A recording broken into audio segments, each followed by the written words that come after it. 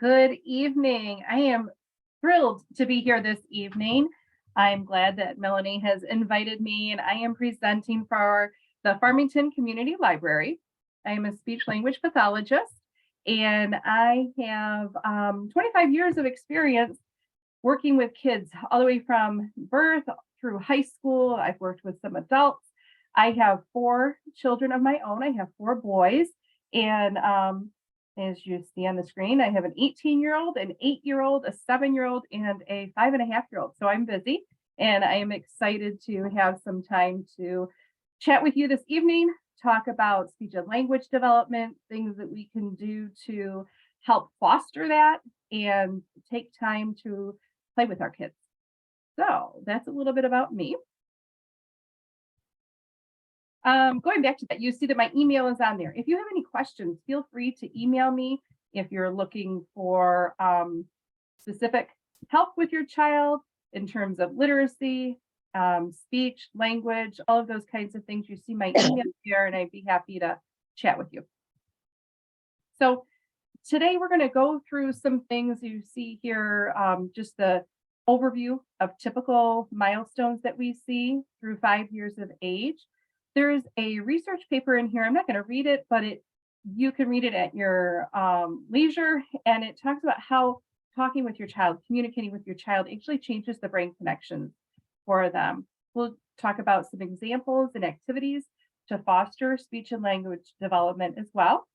And then at the very end, we can have questions, and I'd be happy to chat with you.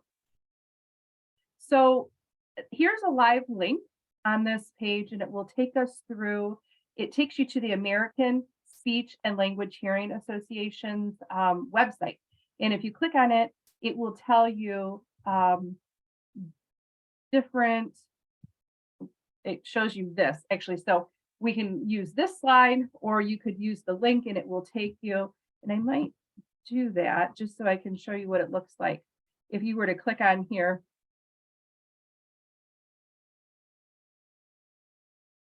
it would take you to the website, and so it would take you directly to this. This is what we see in terms of speech. So when we're talking about speech, we're talking about sounds development. And when we're talking about language, we're talking about how a child is communicating, either with words or with signs, back and forth, understanding what you're saying and being able to help communicate either via understanding and speaking. So right now we're looking at sounds and what sounds we like to see at what ages. So this is kind of an average. So anywhere from when a child starts talking all the way through about 3 years of age, those sounds that are in the front, P's, B's, M's, N's, H's, those sounds we like to see them using between, by the time they're about 3 years old. And then we just keep growing. So you see like sounds that are further in the back, if you touch your throat and you feel it and hear g, D's and T's, g, those kinds of sounds. And like 4 years old, some of them a little bit later even, where you're using kind of like a baking, those kinds of sounds. F and V, they're in the front, but they're a little bit harder to make. So some of those are about 4 years of age. Some of the later developing sounds R, L, S. Sometimes kids don't have them till they're about 6 years old. S is even later than that, 7. So you might see different kinds of substitutions. CH is the ch sound. SH is the sh. And then we have Z. Some of those sounds come much later, as you see if you're looking at the chart. So if you have lots of substitutions we see are kind of normal for kids. So instead of saying thumb, where they touch their teeth to their tongue, they might say thumb. Other substitutions that we see there are pretty typical. I see a tar. They'll use like a front, a t instead of a k, because that sound that comes in the back, it's developed a little bit later. Sometimes kids will say, oh, I saw a snake instead of a snake. So as you're listening to your kids, watching your kids, if you've got concerns, take a look at the chart and see, oh, well, is this a sound that we should be seeing right now? Or is it one that we can think about a little bit later on? When do we expect to see that sound developed? I'm going to go back here. And then this slide here, this takes you to, so you're directly at the website if you click on that blue link, and just so that you see how does your child hear and talk, and it takes you, depends on what age you want to look at. So let's look at birth to 1 year. So what should my child be able to do? And it goes based on each age here. So for birth to 3 months, just getting quiet or startles for a loud sound, starting to coo and babble. As they get older and older, starting to babble, maybe about a year, starting to use a word or two, up, hi, dog, but dog might not sound like dog. It might be whoop. And that's what we say too, like part words, or if they're using some words consistently, then that counts as a word or a partial word. And then you can use this link up here too and go to 2 to 3 years. And it will tell you what should you expect at that 2 to 3 year. General rule of thumb is a child's length of utterance. So like how many words they use kind of mirrors their age. So that's just an average. So you might have a 3-year-old that's speaking in paragraphs, or you might have a 3-year-old that's using 3 words or 2 to 3 words. There's a huge jump going from that 2 to 3-year-old range and going from 1 to 2, because you will go from maybe hearing a word or two to, wow, now we're hearing lots of words, single words. And now my child is starting to put a couple words together. That is, and then in terms, that's like they're communicating that way, but also you want to think about how they're understanding you. If you give them a simple direction and they're 2 to 3 years old, like it says here, get the spoon, put it on the table, understanding new words. Another rule of thumb that I like to follow is, are you seeing growth? So each month, are you continuing to see more and more words? Or are you kind of like, have you kind of stalled and you're not seeing more words? When you look for a 3 to 4-year-old, starting to use pronouns, I, you, me, we, those kinds of things, maybe putting 4 words together. And you might have errors. I go to school, kinds of things. In terms of understanding, starting to learn things like colors, family, not family members, but words that go with family, like brother, grandmother, understanding concepts like that. Starting to understand shapes, knowing that some things are circles, some things are squares, and those kinds of things. When we go to 4 to 5 years, sometimes kids will have speech errors still, but typically by the time a child is preschool, kindergarten age, you can understand most of what they have to say. They're also starting to understand concepts like first, next, last, over, under, next to. Those are good things to start working on when you're giving directions and giving them specific words. Instead of go get that thing and put it here, you might say, pick up your blue book and put it under the table or put it on the desk, those kinds of things. You will still hear mistakes with these kinds of sounds. L, S, R, V, Z, CH, the ch, the sh, the. So you will still see lots of errors with some kids. Some kids don't have any errors, and then some kids do. You might hear, wabbit instead of rabbit. You might hear wick instead of lick. That doesn't mean that you can't play with those sounds. And what I would recommend doing if you're hearing the errors and it's a sound that maybe we don't expect to see at that age, you might say, oh, you really want that sucker, and really showing them how you produce that sound. So that is information in terms of, for each age, what you might expect to see. And then this is here for you in the slides each age that I just went over, but you'll have that also. So you can refer back to it if you don't want to go onto the website. And then the chart is here also for the phoneme development. Here's the article that I was talking about. Well, this is the right here. I'm going to go to this is in-depth, the article, but I'm going to go back here because this has a link to it that tickles my fancy every time I see it, and it really shows the importance of having a back and forth conversation with your child instead of trying to always teach them something, to have that back and forth that we call that reciprocal communication. So if your child is talking to you, asking questions, answering questions, helping them say, ask a question. Oh, so what are you thinking about the weather today? Those kinds of things. And I will show you here what I mean. That's what I said. He didn't like, you know, man, I'm like, what in the world? Don't do it. Keep the thing. Yeah.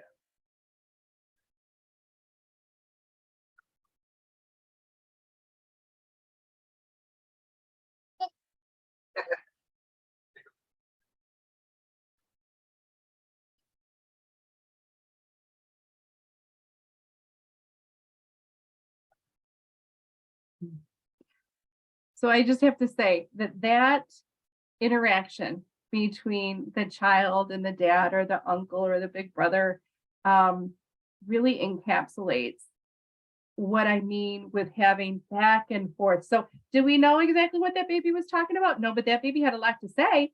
And the person that was communicating with the baby really cared about what the baby was saying. And it was that going back and forth with each other. Like, oh yeah, so this did, and that is how kids learn. That's how babies learn. They learn the subtle nuances of language, the ebb and flow, how we have that back and forth. Well, I say something, you say something. I say something, you say something. Oh, I might say something more, and I might use gestures and my intonation or my the musicality of language really shows up. And this is the article that goes into it in further detail that really talks about why it is that that's happening, why it is that it's really important to have those conversations with your kids and play with your kids. Moving on to different kinds of activities that we can do to help foster speech and language development with our kids. And here's the point where I kind of get on my soapbox that it's more about live interaction with the kids. Yes, we learn a lot on computers. Yes, we learn a lot on TV. Yes, we learn a lot through apps. We learn lots of different things, but what the kids really need is to be able to have this communication back and forth, games, language games, reading books to each other, really having that. Don't feel the pressure that I have to have this specific thing on the computer to do with my child, or I have to show them this specific program. What you need to do is have those conversations and play and talk about what you're doing. And so, and there's my soapbox there. So taking time to have these conversational turns and let your child say something and make sure that you respond to that. Using times that we're together that you think maybe foster times for that. So when you're driving in the car, if you're shopping, when you're preparing meals, getting the kids involved with that, talking about, oh, yeah, we're going to set the table first. We need to get napkins. Let's put the napkin on the table. What should we do now? Oh, and kind of playing, pretending you don't have the information. Give wait time. Let them fill in the information. So, oh, I can't think of what it is. What might I need? We're going to have cereal. We're going to have soup. What do I need? I can't think of that thing. What's that thing that we need? And really give that much time. We're so busy, and I have to remind myself all the time too, to slow down, to give some seconds, not fire questions, but maybe have a question. Give some time before they answer. Okay, you've got nothing and you feel like you've waited forever. So then maybe give two choices that I often will show with my hands. Well, do you think that we need a spoon? Or do you think we need a fork? Let them help with those conversations. So when a child is having a hard time coming up with their own words, but you think you know what they might want, instead of saying, do you want water? All they really can answer is yes or no.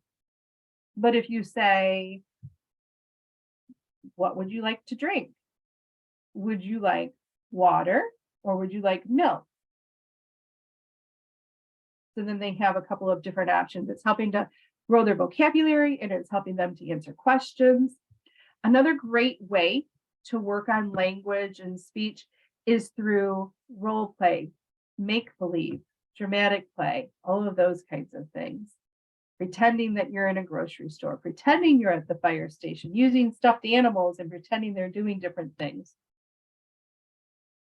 Some ideas and nursery rhymes that we maybe sometimes start and then we stop, we need to go back to and do again. So like Jack and Jill went up the hill to fetch a pail of water.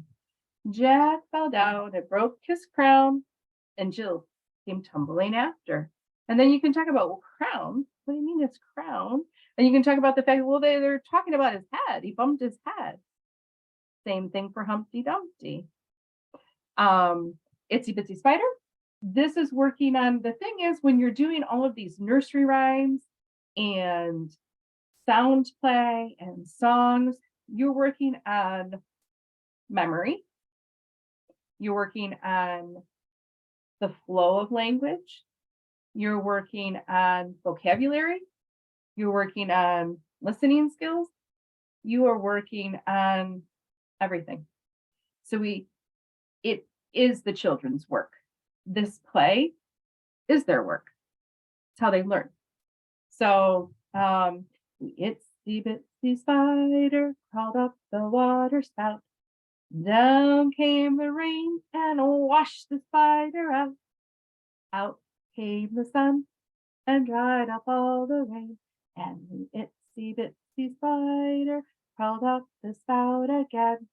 So after that, and you do it over and you do it over and you do it over, even the act of doing these hand motions are working on different parts of their brain because these are fine motor skills. They might not be able to do that in the beginning, and you're having to flip your fingers, or you might use different ones. Anytime we call it crossing midline, games that you play, like if you do, this is like a simple patty cake, but if you do patty cake, notice my hands are crossing. They're crossing. So that's helping with your brain development too, helping the information and the connections cross in your brain. All of these things are needed for reading, for writing, for answering questions, for all of these things later on with their learning that you're doing. Let's see. I keep going up and down. I'm not going to sing all of these for you, although I could if you really wanted me to. Tommy thumbs up, Tommy thumbs down, Tommy thumbs dancing all around the town. I dance them on my shoulders, I dance them on my head, I dance them on my knees, and I tuck them into bed. And that's another fine movement. Or you tuck them under your arms. So we've talked about head, we've talked about shoulders, we talked about knees. It's following directions, it's watching, it's listening, it's paying attention, working on all of those skills, all in one spot. And that's the same thing for head, shoulders, knees, and toes. And then, let's see, I have some other ones too. I can't remember how many I have here. I'm going to go back. Actually, I'm going to go back to here for a minute. 1, 2, buckle my shoe. 3, 4, close the door. 5, 6, pick up sticks. 7, 8, lay them straight. 9, 10, begin again. So some people use different words and that's okay. Some people say shut the door, close the door, whichever. You can put hand movements with it and you just keep going over and over and over again. Sometimes we slow it down while a child is learning it, but then it's important to keep up the rate too, because that's how language goes. We don't talk like this typically. We ebb and flow, our voice goes on, our inflection goes up and down, and that's important when you are learning. We have, let's see, peekaboo. So, peekaboo. We all know peekaboo, right? But sometimes we forget to do it. And you can add different things. Peekaboo, I see you. Peekaboo, I see. And then you might find something. I see your shoe. Those kinds of things. So just adding, changing. Days of the week song. We've got Twinkle Twinkle Little Star. We have Row Your Boat. Row Your Boat is one I'm going to show you because you can work on, this is working on where your body is in space. So we call that like kinesthetic, and where are you going forward and back? Are you going side to side? So you can do row, row, row your boat gently down the stream. Merrily, merrily, merrily, merrily, life is but a dream. And you can go side to side, and that's feeling your body in a different way. Row, row, row your boat gently down the stream. Now, sometimes I change it. If you see a crocodile, don't forget to scream. And so the kids think it's very funny. And so, and you forget to, and you throw little so-and-so out of the boat, and you're working, and you can be facing each other, holding hands to be going forward and back, side to side.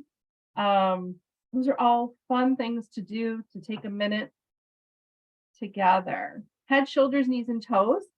That's the song that we've been doing for a long time. And you, as they get used to it, you can go faster and faster and faster.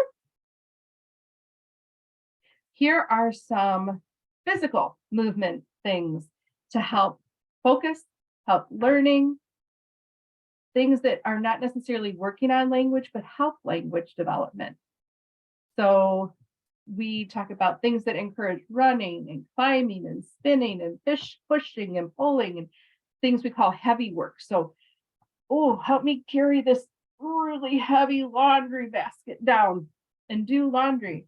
Have them help you put the laundry in the tub. Help put it in the dryer. Pull it out of the dryer. Helping to fold towels.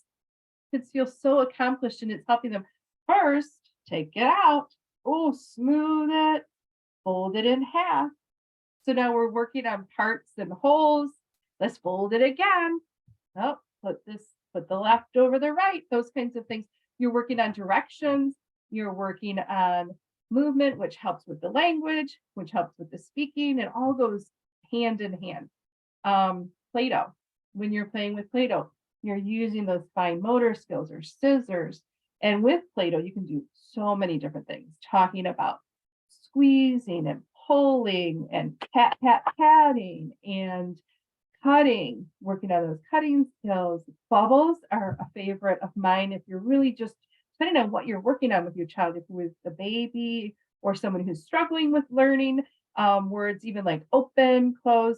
So bubbles, you might hear buff, and you might have, you take the top off and you pull it out. What should I do? Again, pretending you don't know what to do so they can help you. Oh, blow. Okay, blow. Pop. Okay, then close it back up. You know they want more, right? But you want to encourage opportunities, create opportunities for your child to need to communicate. So it's closed. Uh-oh, closed. And just kind of sit there for a minute. And then if they're pointing, oh, Oh, open, open. Okay, open. But pull it out. Now what do I do? Blow, blow. So sometimes it feels like, oh, why am I having to do this over and over? Because that's what helps.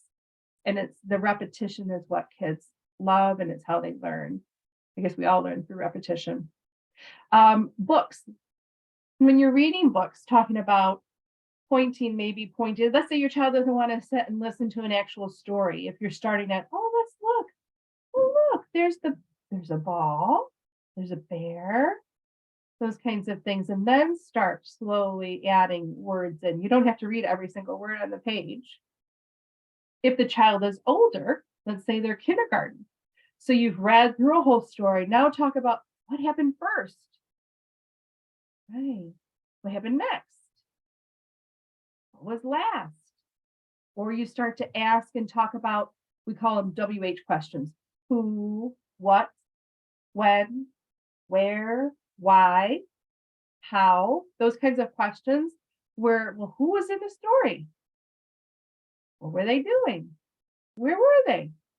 And you can talk about those things. And then once they're older, you can start to write some of those things down.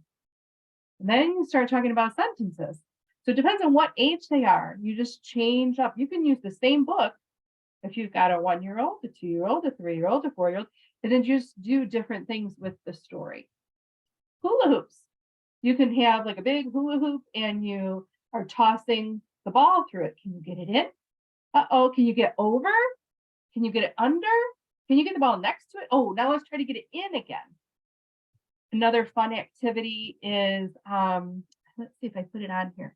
Ice cube, yes, an ice cube squirting activity. So you have an ice cube and put it in a dish and just get warm water. If you've got some sort of a squirt bottle, or if you don't have a squirt bottle, just pouring a little bit of warm water on, see how long it takes to melt. But talk about it first. Oh, this is an ice cube. How does it feel? Cold, it's slippery, it's hard, wet. Now let's see what will happen if we pour warm water on it. Then you talk about, oh, it melted. What made it melt? So many different things you can do as a child gets older. So we're talking maybe preschool, kindergarten, working on jumping jacks. That movement, again, is moving your body, moving both sides of your body at one time is really important in working on your brain development, getting that synchronization that you need for reading and for writing. The other thing, crossing midline, that's what I was talking about. Galloping, skipping is not easy. The Infinity 8, this movement is a great movement. Anything that you can do, so like you can put on your floor in a figure 8 made out of tape. Why can't I think of the tape's name right? Masking tape. So if you use masking tape, and if you have your child walk like heel to toe on the figure 8, that helps you're crossing the midline again. All of these things help with your speech, your language, your brain development, your learning, and it all goes hand in hand. So as we close, speaking from a mom, like I said, with 4 boys, 4 busy boys, it's really important to take time to play, breathe, smile, laugh, enjoy, play. Play with your kids. Take time out of your busy schedule. It's hard, and I have to remind myself all the time. It's okay to take time to play because the playing, that is the kids' work. And that's that bonding that you have with them. And we can turn anything into that, or we can turn jobs that we have to do, chores that we have to do into fun, into play. Yeah, we have laundry, but hey, we can toss it in. Let's toss and see if we can get, how many can we get into the basket? How many can we get out? What color are they? So you could be working on language and speech with everything that you're doing. Again, feel free to contact me. Any concerns, questions, if you need some help, my email is there. I'd be happy to speak with you. And for now, I'm going to close this meeting. And I look forward to seeing you again, hopefully sometime. Have a great night.